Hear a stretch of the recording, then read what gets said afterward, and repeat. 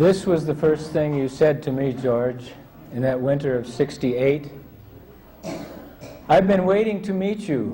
Where have you been? Well, here I am again, George, and there you are. And from that time till now, there never was an edge between us. So closely have we traveled the same trails through time. Picking up where we had last left off, in that room full of rock stars, promoters, and delirious fans, we huddled shut off from their puzzle and envy and yacked about the Absolute, who you knew to be a person. Yeah, and yeah, you said. And who am I to be telling you that Krishna is the Supreme Person, the all-attractive person? Attracts me like no other lover.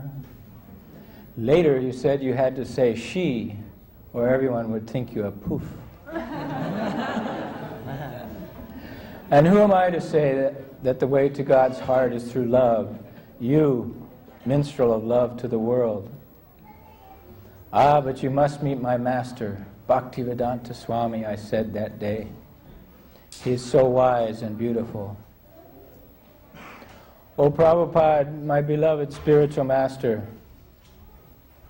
I can't forget how you dress yourself slowly and keenly observe each cloth before choosing, lifting your thread to drape on your shoulder while you tie and tuck your dhoti with care. Nor can I take my eyes off your pink fingers at the buttonholes, knowing sometimes you lean forward for me to finish off the one at the neck. Watching you shave always had me in stitches, and the wide, intent eyes and grimaces as you swiveled the mirror to check that your tilak was straight, or to check on a possible loose tooth. I remember the soft golden flesh of your shoulder and the surprising hard tissues below, the flow of blue veins under forearms, behind knees, how they throbbed with a cool, even pulse as you lounged in the sun, and roared with power when you danced all day. The overwhelming beauty of your face and mouth, the mobile ease and perfect lines of cheeks and crinkles, wrapping around and punctuating another perfect mood. Your dancing eyes, now somber, unmoving in thought, now wide and full of mischief and glee. Like now, late '60s London. Reclined at ease on your embroidered bolster, both legs stretched out straight. It's times like this, beyond all doubt, I know there is a perfect person. And I am seeing you, Prabhupada.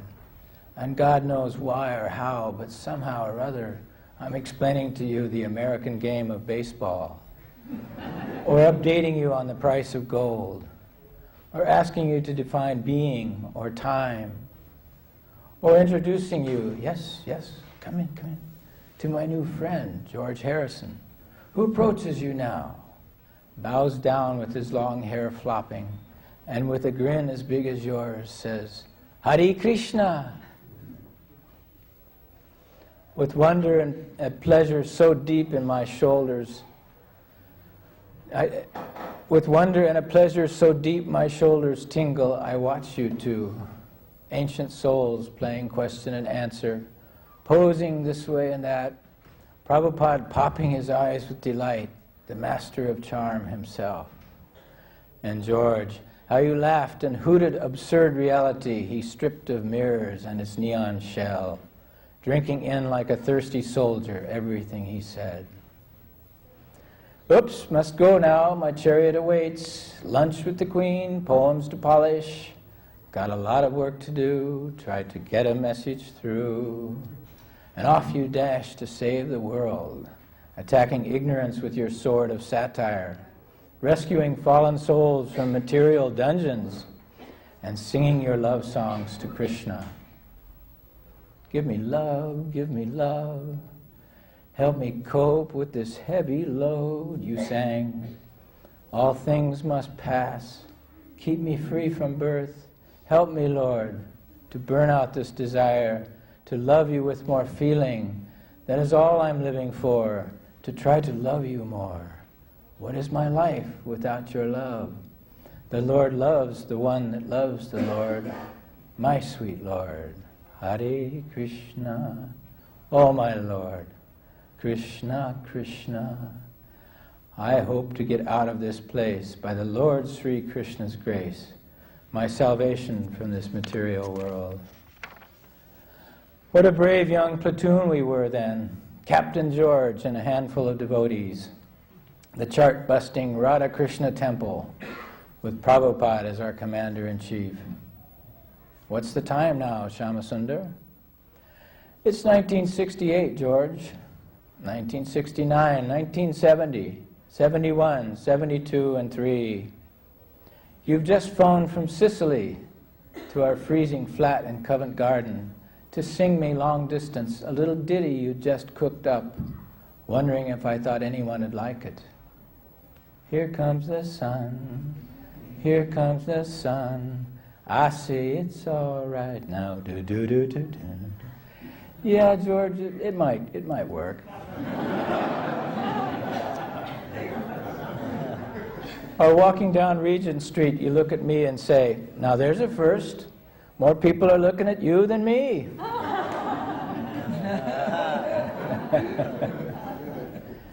And how about that time in Paris at Maxime's restaurant, hounded by hordes of press people, you and I sliding 100 miles an hour down that laundry chute in our escape to land in that huge pile of dirty sheets, and me slugging and dragging paparazzi off the cobblestone street in front of your getaway cab. Or how about those early months at Friar Park, crashed out in our sleeping bags, 100 rooms, no heat, no furniture. And those early mornings when you'd return from an all-night session, piling into the kitchen, the only warm room in the house, with your rock and roll sidemen, alive with some new tune you'd hatched that night. What do you think of this one, Shyamsundar? We call it My Sweet Lord. Hare Krishna. Early days at Friar Park when you flew the skull and crossbones.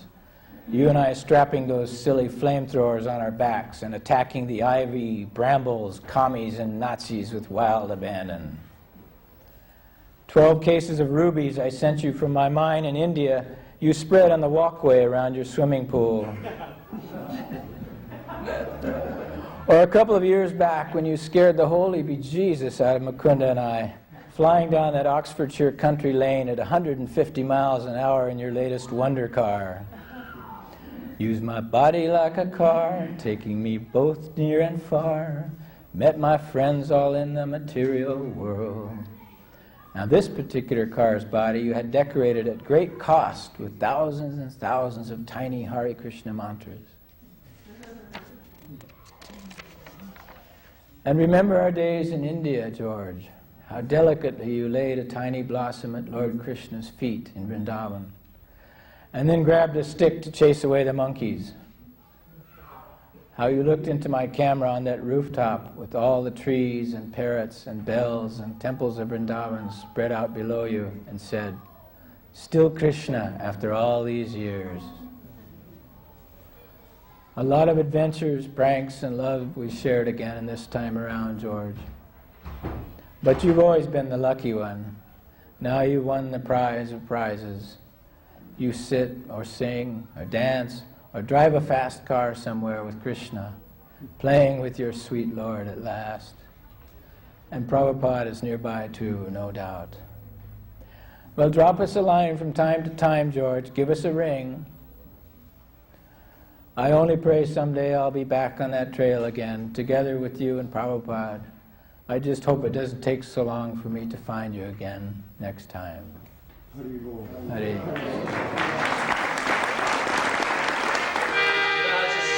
How you set a drone, so you got to say one of these going.